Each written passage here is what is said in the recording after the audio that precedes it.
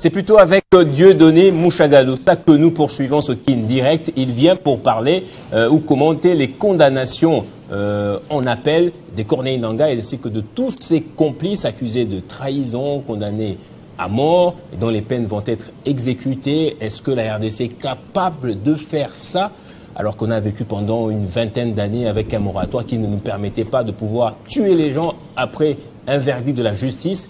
Il est de la société civile. Je suis impatient de connaître sa position. Bonsoir. Bonsoir beaucoup. Bienvenue à vous. Merci beaucoup. Ça fait longtemps que je n'ai pas été reçu par vous. Je suis ravi de Moi de même, je suis très ravi de vous retrouver ce soir, rapidement en tout cas, en tant que quelqu'un de la société civile, quand Constant Moutamba dit on va exécuter ses peines. Ou d'abord, commentons de manière générale cette condamnation en appel de tous ses complices. Qu'est-ce que ça vous a inspiré? Oui, effectivement, nous venons de rendre public notre communiqué au niveau du consortium des ONG des droits de l'homme en rapport avec les procès contre Nangaa et consorts. Nous avons suivi depuis le début du déroulement de ces procès jusqu'au prononcé hier qui a été fait par la haute cour au niveau de la prison militaire d'Endolo. Évidemment, vous savez que la société civile, comme légaliste, comme gardien des valeurs citoyennes, nous avons, comme tout le monde, appris ce qui s'est passé. Et alors, la peine de mort qui a été prononcée contre les 5 accusés qui sont présents ici à Kinshasa. Justement, il y a la peine de mort contre les prévenus, ils sont au nombre de 5. Et puis, il y a les mandats d'arrêt internationaux qui sont lancés contre les autres qui se retrouvent au Congo, mais incapables de pouvoir le... Voilà, nous comme acteurs de la société civile, surtout là, nous avons pris la casquette des défenseurs des droits de l'homme. Il y a deux aspects qu'il faut prendre. La première chose, ou le premier aspect, c'est qu'il y a eu des déclarations inquiétantes qui ont suivi juste après les prononcés de l'arrêt, des déclarations qui tentent ou qui tendent à aller dans le sens où il faut faire exécuter immédiatement l'arrêt tel que ça a été prononcé par la haute cour. Et nous, ça nous inquiète d'autant plus que ces déclarations-là ou cette attitude, ces tendances-là violent non seulement la sacralité de la vie humaine, parce que c'est consacré par notre constitution et par tous les instruments juridiques internationaux bien sûr, comme vous le savez bien. Mais également, ça discrédite, ça risque de jeter de l'opprobre sur toute la nation, sur toute la République, étant donné que la RDC venait effectivement d'adhérer au Conseil des droits de l'homme des Nations Unies, où il y a des engagements, où il y a des normes, où il y a des principes qui concernent la dignité humaine, qui concernent la sacralité, le caractère sacré de la vie humaine, et où on dénonce, où on ne veut pas voir des décisions barbares, des décisions inhumaines, des décisions dégradantes. Est-ce que vous êtes opposé à notre candidature au Conseil de l'ONU des droits de l'homme? Non, il faut dire, nous l'avions dit et nous avions pris position clairement pour dire non, c'était une occasion pour que la RDC puisse se conformer maintenant. Et nous avons salué, nous avons trouvé que, comme patriotes bien sûr, partout où les drapeaux de la République démocratique du Congo peuvent flotter haut, nous ne pouvons que soutenir parce que ce sont les couleurs nationales. Et donc le fait que la RDC est arrivée dans les conseils, ou a été acceptée dans les conseils des droits de l'homme des Nations Unies, il n'y a aucun Congolais qui ne peut pas ne pas saluer cela. Ça, c'est en toute objectivité, en toute rationalité.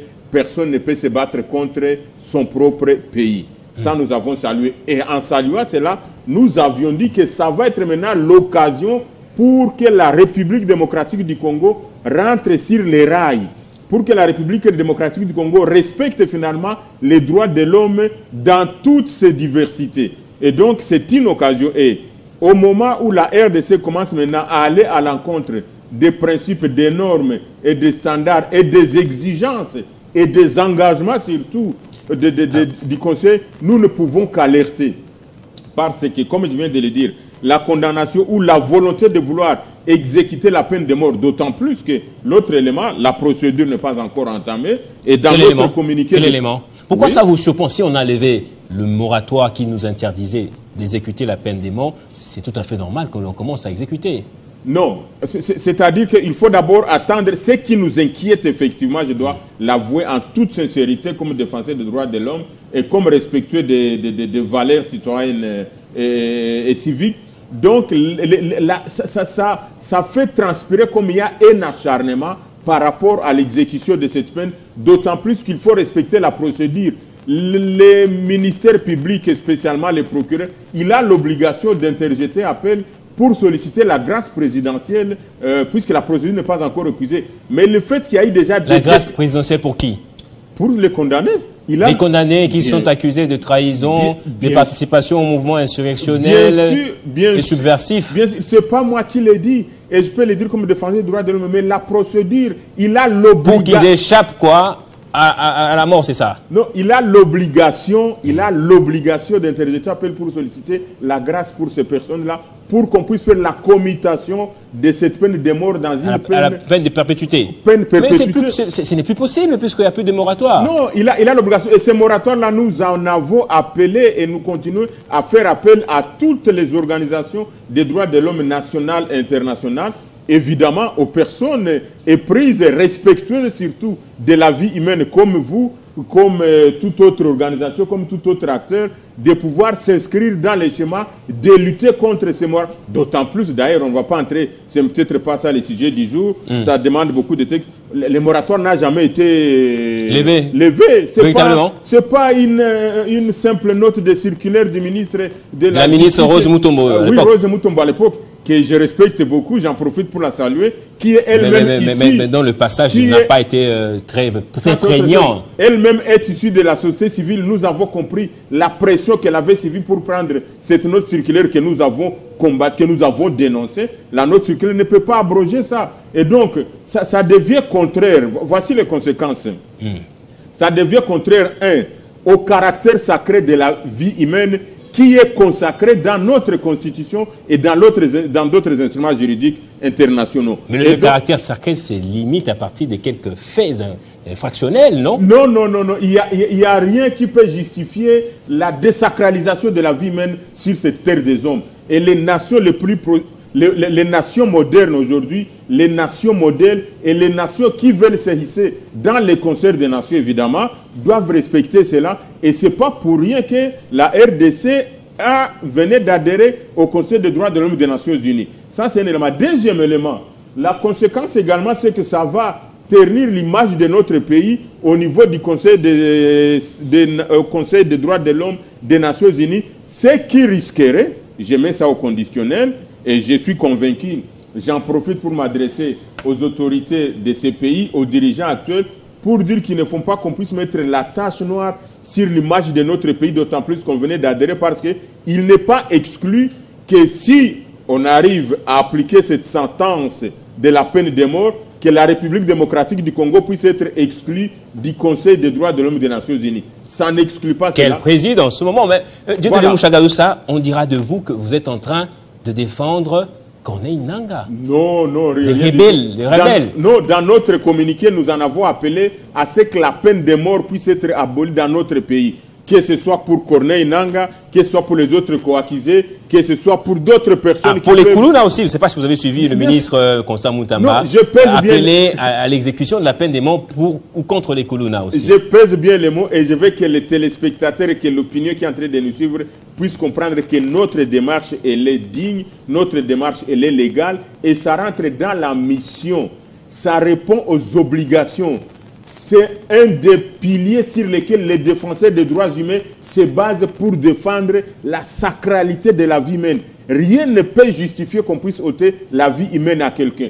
Que ce soit dans un camp, dans un autre camp, dans un sens comme dans un autre, toute personne qui contribue ou toute personne qui peut s'imaginer qu'il peut ôter la vie humaine d'une manière cruelle, d'une manière dégradante, d'une manière inhumaine, va trouver non seulement les consortiums des ONG de droits de l'homme, mais l'ensemble de toutes les organisations qui luttent, l'ensemble de toutes les organisations qui mettent la dignité humaine, qui mettent la vie humaine au centre de tout, comme vous-même, comme tous les autres qui sont respectueux de la vie humaine. Et donc, nous avons fait cet appel-là en faisant des recommandations rapidement.